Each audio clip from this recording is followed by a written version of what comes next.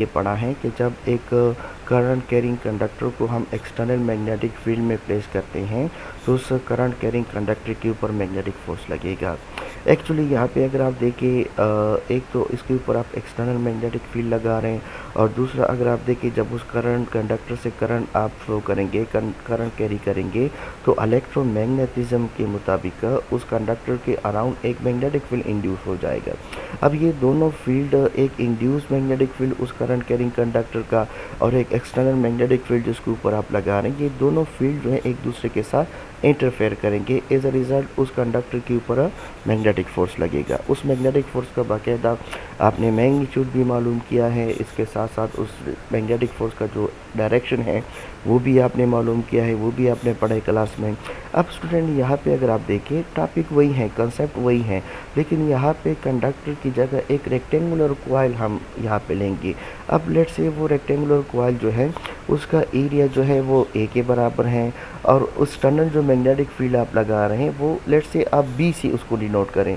इसके बाद स्टूडेंट अगर आप देखें यहाँ पे भी जब उस रेक्टेंगुलर करंट कॉइल से आप करंट कैरी करेंगे तो उसके अराउंड मैग्नेटिक फील्ड इंड्यूस होगा। जब मैग्नेटिक फील्ड इंड्यूस होगा तो एक्सटर्नल जो मैग्नेटिक फील्ड है वो उस रेक्टेंगुलर कॉइल के ऊपर मैग्नेटिक फोर्स लगाएगा। उस मैग्नेटिक फोर्स की वजह से क्या होगा, उस रेक्टेंगुलर कॉइल में बाकायदा टार्क प्रोड्यूस होगा। उस टार्क को यहाँ पे जो हमने डिस्कस करना है उसको बाकायदा मालूम करेंगे, फिर उसकी एंगल की बात करेंगे और लास्ट में फिर एप्लीकेशन का जिक्र करेंगे।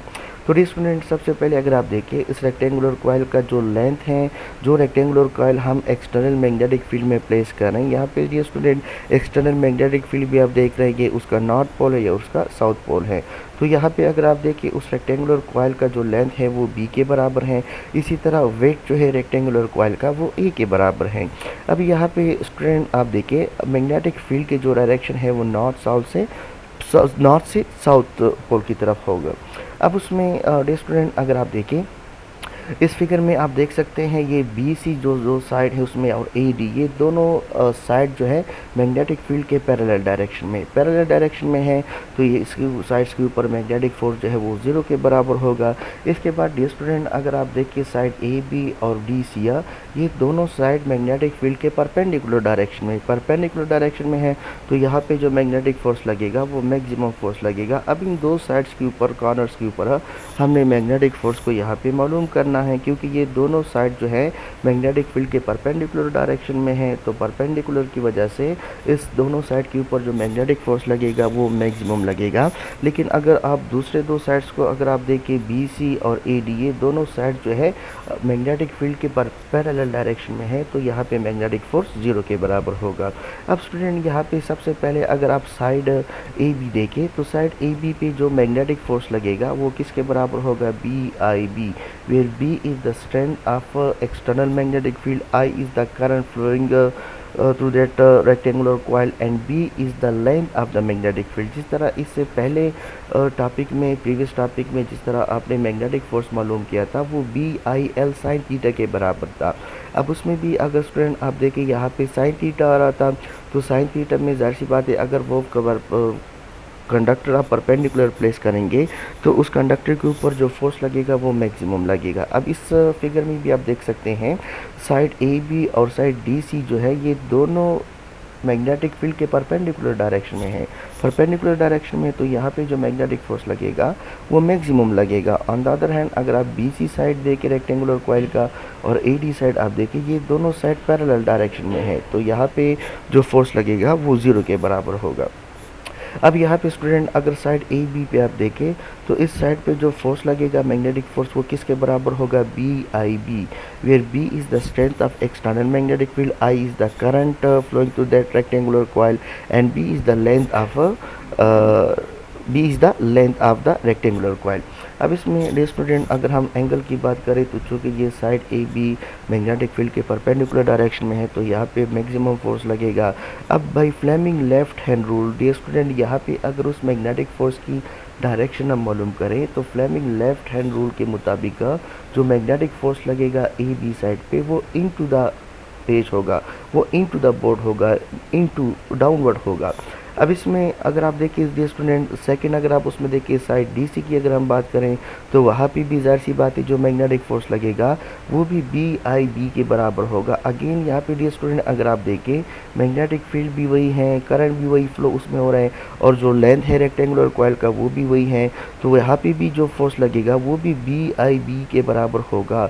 और डियर स्टूडेंट अगर यहाँ पे आप देखें तो फ्लेमिंग लेफ्ट हैंड रूल के मुताबिक जो मैग्नेटिक फोर्स लगेगा साइड डी सी पे वो आउट टू द बोर्ड होगा, अपवर्ड होगा। तो यहाँ पे अगर आप डियर स्टूडेंट आप देखें ए बी पे जो मैग्नेटिक फोर्स लग रहा है वो इनटू द बोर्ड है, इनटू द डाउनवर्ड होगा। इसी तरह अगर आप डी सी पे देखें मैग्नेटिक फोर्स का जो डायरेक्शन है वो आउट टू द बोर्ड होगा, अपवर्ड की तरफ होगा। तो इन कपल फोर्सेस की वजह से यहाँ पे उस रेक्टेंगुलर कॉइल में अगर आप देखें एक टर्निंग इफेक्ट प्रोड्यूस होगा, टार्क प्रोड्यूस होगा। वही टार्क आज हमने मालूम करना है, उसको हम डिस्कस करेंगे। तो स्टूडेंट यहाँ पे अगर आप देखें अगर हम टोटल टार्क की बात करें, अगर हम टार्क की बात करें दोनों साइड पे, तो साइड ए बी पे जो टार्क होगा या साइड डी सी पे जो टार्क होगा वो हम किस तरह मालूम करेंगे। सो बेसिकली हम मालूम करेंगे उसको टार्क के फार्मूले से। सो साइड ए बी पे अगर आप देखें जो टार्क प्रोड्यूस होगा साइड ए बी पे तो वो किसके बराबर होगा, F1 multiply by A by two. अब ये स्टूडेंट यहाँ पे देखिए उस रेक्टेंगुलर कॉइल का एक्सिस ऑफ रोटेशन जो है वो ये आपको नज़र आ रहा है। जो उस रेक्टेंगुलर कॉइल के मीन में जो लाइन आपको नज़र आ रहा है ये क्या है, ये एक्चुअली एक्सिस ऑफ रोटेशन है। और देखिए इस साइड से लेके centre of rotation, centre of rotation, axis of rotation से के दरमियान जो डिस्टेंस होगा जाहिर सी बात है वो किसके बराबर होगा, ए बाई टू के बराबर होगा। तो F1 जो है वो मैग्नेटिक फोर्स होगा और ए बाई टू क्या है, ये मोमेंट आर्म है। और ये भी मोमेंट आर्म अगर आप देखें किसके बराबर है, ए बाई टू के बराबर है। इसी तरह F1 की वैल्यू स्टूडेंट आप पुट करें so B I B A by two आपके पास रिजल्ट आएगा। इसको आप इक्वेशन नंबर 3 दे दें। इसी तरह डियर स्टूडेंट अगर हम सी डी साइड पे देखें तो सी डी साइड पे कितना टार्क प्रोड्यूस होगा, फार्मूला वही है, टार्क का यहाँ पे आपने अप्लाई करना है, टार्क का फार्मूला यहाँ पे आपने पुट करना है। तो यहाँ पे जो फोर्स होगा वो F2 के बराबर है। और अगर हम डियर स्टूडेंट मोमेंट आर्म की बात करें तो अगेन अगर आप देखें इस साइड से लेके सेंटर ऑफ रोटेशन एक्सिस अगर आप देखें एक्सिस ऑफ रोटेशन तक अगर वो डिस्टेंस आप देखें तो वो अगेन ए बाई टू के बराबर होगा। तो रिजल्ट वही आपके पास आएगा B I B A by two. Actually अगर स्टूडेंट आप देखें दोनों साइड पे जो फोर्स लगेगा वो फोर्स आपस में बराबर होगा, क्योंकि दोनों साइड पे अगर आप देखें वो लेंथ भी आपस में बराबर है, मैग्नेटिक फील्ड भी बराबर है और करंट भी आपस में बराबर है। तो दोनों साइड पे जो मैग्नेटिक फोर्स होगा साइड ए बी और डी सी दोनों साइड पे फोर्स आपस में बराबर होगा। तो जो टार्क प्रोड्यूस होगा दोनों साइड पे वो टार्क भी आपस में बराबर होगा। अब यहाँ पे डियर स्टूडेंट टोटल टार्क हमने मालूम करना है। सो टोटल टार्क के लिए हम क्या करेंगे, यहाँ पे टा1 टा2 को आपस में आप प्लस करें। तो डियर स्टूडेंट ये देखिए आपके पास रिजल्ट क्या है कि उसमें आप वैल्यूज पुट करें। सो रिजल्ट आपके पास आएगा B I B A by two plus B I B A by two. अब इसका आप एलसीएम निकालें सो 2 और 2 आपस में कैंसिल होगा। सो टोटल टार्क आपके पास क्या आएगा, बी आई बी ए। अब यहाँ पे स्टूडेंट आप देखिए व्हाट इज बी ए, यहाँ पे बी ए को अगर आप देखें so that B A is the total area of the rectangular coil, where you know that A is the length of the rectangular coil and B is the length of the rectangular coil and A is the weight of the rectangular coil. So length multiplied by width that will gives us total area of the rectangular coil. So यहाँ पे dear student equation 6 में B ए की जगह put करें A total area of the rectangular coil. So आपके पास result क्या आएगा, tau is equal to B I A. इसको आप इक्वेशन नंबर 7 आप दे दें। इसी तरह फॉर एन, ये तो सिंगल टर्न की हमने बात की थी। अब अगर आप एन नंबर ऑफ टर्न्स की बात करें तो यहाँ पे सिंपल आप क्या करें, एन आप लगा लें उसमें एन पुट करें। सो आपके पास स्टूडेंट रिजल्ट क्या आएगा, tau is equal to N B I A, या इसको आप पुट करें एन ए आई बी नाइब, उसको नाइब आप लिख लें तो ये आपके लिए आसान होगा, याद भी आपको रहेगा। तो टोटल जो टार्क उसमें प्रोड्यूस होगा वो किसके बराबर होगा, नाइब के बराबर होगा। अब लास्ट जो रिज़ल्ट उसमें आ रहा है स्टूडेंट, उसमें अगर आप देखिए N is the total number of turn in the coil, A is the cross section area of the coil, इसी तरह I is the current in the coil, जो करंट उसमें फ्लो होगा ये वो करंट यहाँ पे शो हो रहा है, and B is the strength of magnetic field. अब नेक्स्ट स्टूडेंट इसमें हम एप्लीकेशन का जिक्र करेंगे। जो एप्लीकेशन है torque on a current carrying coil, उसमें हम गिलवानोमीटर का जिक्र करेंगे। Now what is galvanometer student, so galvanometer is a device use to detect small electric current और मेजर इट्स मैग्नीट्यूड। अब यहाँ पे भी स्टूडेंट आप देखिए गिल्वानोमीटर की मदद से हमने सिर्फ करंट को डिटेक्ट करना है, सिर्फ करंट को हमने मालूम करना है कि या इस सर्किट में इलेक्ट्रिक करंट मौजूद है या नहीं है। अगर आपने करंट को मेजर करना है प्रॉपर्ली, उसको आपने मेजर करना है तो उसको लिए हम एमीटर का बाकायदा इस्तेमाल करेंगे। So galvanometer is device which is use to detect a small amount of current. ठीक है, सुनो यहाँ पे स्टूडेंट आप देखिए गिल्वानोमीटर की अगर हम वर्किंग की बात करें, कंस्ट्रक्शन की अगर हम बात करें या अगर हम प्रिंसिपल की बात करें, so galvanometer work on the principle of that when a current carrying a rectangular coil is placed in a magnetic field then torque it will experience a torque। तो उसमें क्या होगा, उस रेक्टेंगुलर कॉइल में बाकायदा टार्क प्रोड्यूस होगा। इससे पहले जो हमने टॉपिक डिस्कस किया वही चीज़ हम बाकायदा गिल्वानोमीटर में प्रैक्टिकली इस्तेमाल करेंगे। अब ये स्टूडेंट यहाँ पे अगर आप देखिए फिगर में आप देख सकते हैं कि यहाँ पे बाकायदा एक रेक्टेंगुलर कॉइल जो है वो मैग्नेटिक फील्ड में हम प्लेस करें। ये मैग्नेटिक फील्ड आपको नज़र आ रहे हैं, एक नॉर्थ पोल है और एक साउथ पोल है। उसमें अगर आप देखिए ये एक मूविंग गिल्वानोमीटर है, इसके साथ साथ इसके ऊपर हम बाकायदा स्केल भी लगाते हैं, एक नीडल भी हम लगाते हैं। अब यहाँ पे स्टूडेंट आप देखें उस कॉइल के नीचे एक यहाँ पे सस्पेंशन स्प्रिंग हम लगाएंगे। अब सस्पेंशन स्प्रिंग यहाँ पे क्या काम है इसका, ये सस्पेंशन स्प्रिंग अगर आप देखिए स्टूडेंट जब उस करंट कैरिंग कॉइल में करंट जाएगा तो वो ज़ाहिर सी बात उसमें रोटेशन आएगा। अब वही रोटेशन रिस्टोर करने के लिए इसके साथ एक सस्पेंशन स्प्रिंग हम लगाएंगे।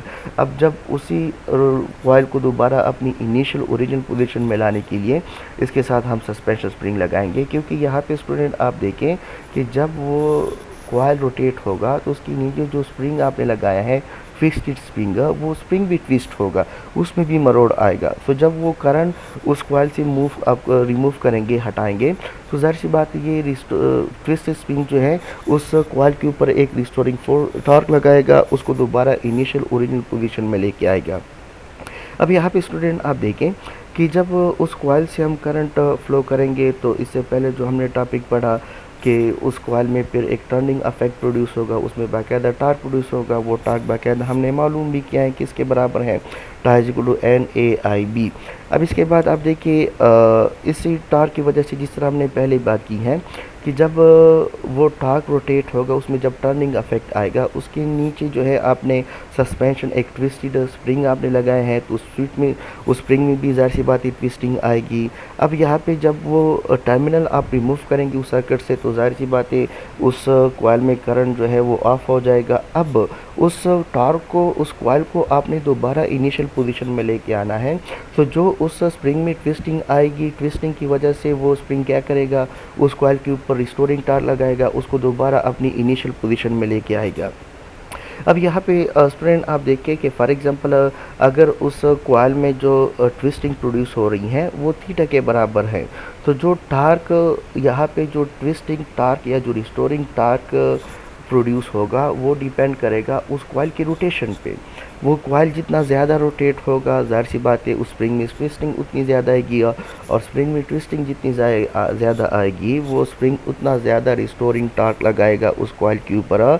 उसमें जो डिफॉर्मेशन आ रही है उसको रिस्टोर करेगा, उस कॉइल को दोबारा अपनी इनिशियल ओरिजिनल जो पोजीशन है उसमें लाने की कोशिश करेगा। तो यहाँ पे डियर स्टूडेंट आप सिंपली यहाँ पे कह सकते हैं कि जो ट्विस्टिंग या जो रिस्टोरिंग टार्क उस ट्विस्टिंग स्प्रिंग में प्रोड्यूस हो रहे हैं दे directly depend on the rotation of coil. उस कॉइल में जितना ज़्यादा रोटेशन आएगा, जितना ज़्यादा टर्निंग उसमें आएगी उतनी ज़्यादा जो है वो रिस्टोरिंग टार्क भी उस स्प्रिंग में प्रोड्यूस होगा। तो यहाँ पे डियर स्टूडेंट आप डायरेक्टली लिख सकते हैं कि tau is equal to C theta. अब यहाँ पे जो सी स्टूडेंट आ रहे हैं that C is called constant of proportionality and that is called galvanometer constant and that depend on the nature of galvanometer. अब जिस तरह आप देखिए मार्केट में मुख्तलिफ वैरायटी के जो है वो क्वालिटी के जो है वो गिल्वानोमीटर अवेलेबल होते हैं, मुख्तलिफ प्राइजेस के अवेलेबल होते हैं। तो यहाँ बाज़ गिल्वानोमीटर जो है वो महंगे होते हैं, बाज़ सस्ते होते हैं। So that C depends on the nature of galvanometer के वो जो गिल्वानोमीटर आप ले रहे हैं उसका नेचर क्या है। अब उसमें आप देखिए डियर स्टूडेंट ये दो इक्वेशन आपके पास आ रहे हैं, एक तो ये टार्क आपके पास आ रहा है जो टार्क प्रोड्यूस होगा उस कॉइल में जब उस कॉइल में करंट जाएगा, इसी तरह ये जो टार्क है that is called restoring torque torque, ये रिस्टोरिंग क्या टार्क क्या करेगा, ये रिस्टोरिंग टार्क उस ट्विस्टेड स्प्रिंग में बाकायदा प्रोड्यूस होगा। और इस रिस्टोरिंग का टार्क का क्या यहाँ पे मतलब काम है, वो रिस्टोरिंग टार्क जो है उस कॉइल को दोबारा अपनी इनिशियल पोजीशन जो ओरिजिनल पोजीशन में उसमें लाने की कोशिश करेगा। अब यहाँ पे डियर स्टूडेंट ये दोनों इक्वेशन जो है आपके पास इक्वेशन नंबर 1 आ रहा है ये इक्वेशन, और इक्वेशन 2 आ रहा है, इन दोनों इक्वेशन को आप आपस में कंबाइन करें तो आपके पास रिजल्ट क्या आएगा, NAIB थीटा। या डियर स्टूडेंट यहाँ पे क्या करें, इसमें आप जो है NAB को आप दोनों साइड पे डिवाइड करें। सो जब NAB को आप डिवाइड करेंगे तो आपके पास रिजल्ट क्या आएगा, C theta divide by NAB। यहाँ पे NAB कैंसिल, यहाँ पे सिर्फ I रह जाएगा। अब डियर स्टूडेंट इसमें अगर आप देखिए जो राइट साइड पे आपके पास रिजल्ट आ रहा है उसमें जो कांस्टेंट फैक्टर है उसको हम अलग लिख रहे हैं। यहाँ पे अगर आप देखिए C भी कांस्टेंट वैल्यू है, इसके साथ साथ N number of turn in a galvanometer in a coil वो भी कांस्टेंट है, वो भी आपको पहले से पता होगा। अब उस कॉइल का एरिया क्या है वो भी आपको पहले से नोन होगा। जो मैग्नेटिक फील्ड भी उस कॉइल के ऊपर आप लगा रहे हैं, इस गैल्वेनोमीटर में जो आप लगा रही है वो भी आपको पहले से पता होगा। थी जो है वो यहाँ पे वेरिएबल है। अब ज़ाहिर सी बात है यहाँ पे ये चारों चीज़ें आपके पास कांस्टेंट आ रही हैं, और आपको पता है कि जब कांस्टेंट को हम आपस में मल्टीप्लाई करते, डिवाइड करते, ऐड करते, सब्ट्रैक्ट करते, उसके ऊपर कोई पावर लेंगे तो रिज़ल्ट तब भी आपके पास एक कांस्टेंट नंबर आएगा। तो ये जो आपको पास रिज़ल्ट आ रहा है C डिवाइड बाई NAB, ये किसके बराबर होगा, कांस्टेंट के बराबर होगा। जिसकी जगह डियर स्टूडेंट आप कांस्टेंट पुट करें, जब कांस्टेंट पुट करेंगे तो स्टूडेंट आपके पास रिजल्ट ये आएगा। अब डियर स्टूडेंट यहाँ पे अगर आप देखिए इक्वलिटी आ रहा है और कांस्टेंट आ रहा है, उसको आप प्रोपोर्शनलिटी में चेंज करें तो आपके पास रिजल्ट क्या आएगा, I is directly proportional to theta. अब इसका मतलब क्या है, इसका मतलब ये है कि यहाँ पे which show that the current passing through galvanometer is directly proportional to deflection. यहाँ पे इसका मतलब ये है कि ज़ाहिर सी बात है उस गिलवानोमीटर में जितना ज़्यादा करंट जाएगा वो गिलवानोमीटर उतना ज़्यादा डिफ्लेक्शन शो करेगा। अगर कम करंट उस गिलवानोमीटर में जा रहा है तो डिफ्लेक्शन भी कम शो करेगा। सो डियर स्टूडेंट ये अब इसके बाद हम फिर डिस्कस करेंगे conversion of galvanometer into ammeter, इसी तरह conversion of galvanometer into voltmeter. So thank you.